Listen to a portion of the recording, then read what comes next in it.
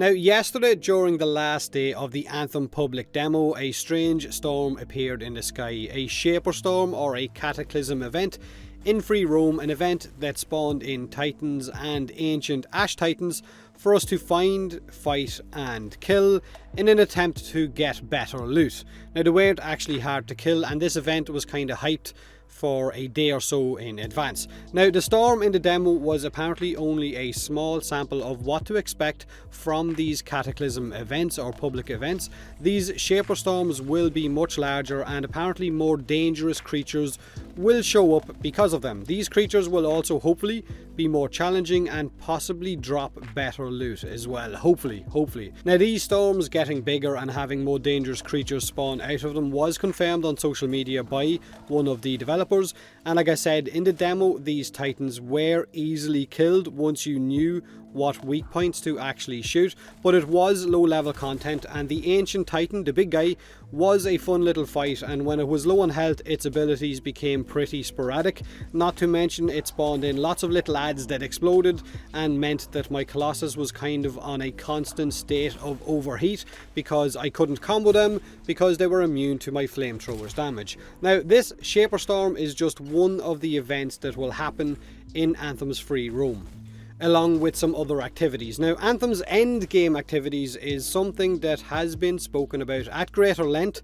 a lot over the last few weeks, and for what it's worth, I definitely enjoyed playing the demo whenever it allowed me to play it or it wasn't crashing, but it definitely had issues. It was using an older dev build, and apparently a lot of those issues have already been addressed by the developers in what they are working on right now. Now, Anthem is a looter shooter, so endgame for some players is what will make them decide on picking the game up or not. It's what will basically make it or break it. The longevity, the challenge, the steep grind for gear or resources, the lack of different activities to run in order to get that gear, and eventually what do you do with your javelins when you have them fully geared? Basically, are you going to get value for your money? Now, other players won't care about endgame and will just want to play the game for the main story arc, the cutscenes, and of course the missions as well, or maybe just to do the free roam with friends.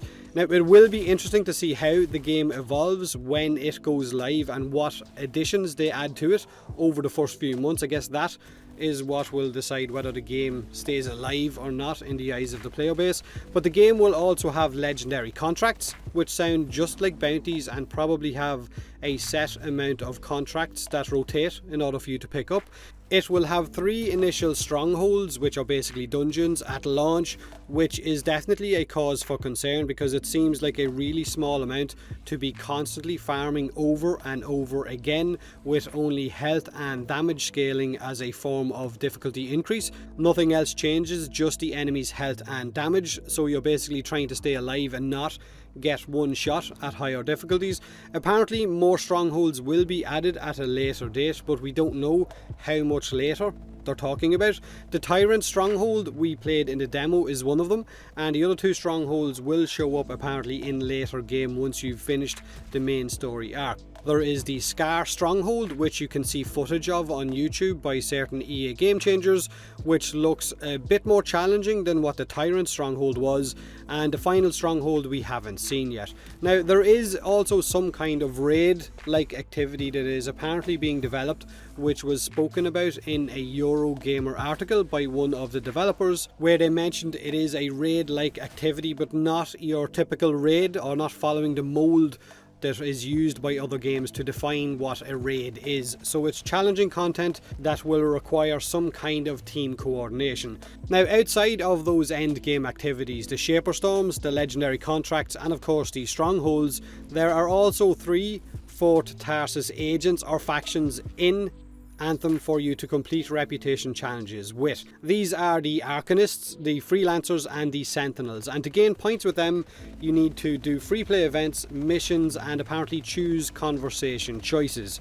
When you gain enough points to complete these challenges, they will unlock new crafting blueprints among other stuff. Now remember, crafting is also going to play a huge part in Anthem. There are challenges, so the more you use lower grade quality of weapons, it will unlock the higher grade quality of a blueprint in order for you to make the better variant of that weapon. So if you get a green Devastator sniper rifle, you will need to get a certain amount of kills with that Devastator sniper rifle to unlock the rare blueprint, to eventually then get the epic blueprint and then the masterwork after that as well. So basically you need to keep completing these challenges to unlock more blueprints. So the Shaper Storm in the demo was fun the first few times we ran it, but then it came a little bit kind of repetitive, and it was, like I said, a very small version of what will be available in the full game, so it's hard to judge off something in a demo, but it does give you a rough idea.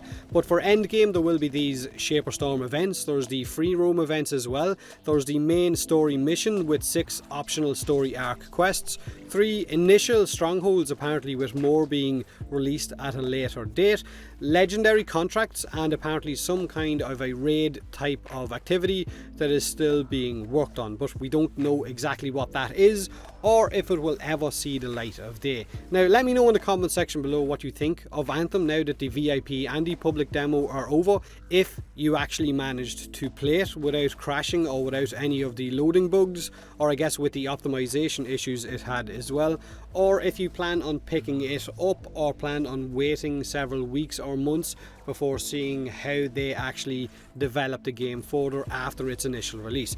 Do me a huge favour, hit that like button if you enjoyed the video, or don't if you didn't. Subscribe for more content like this, and as always, thanks very much for watching.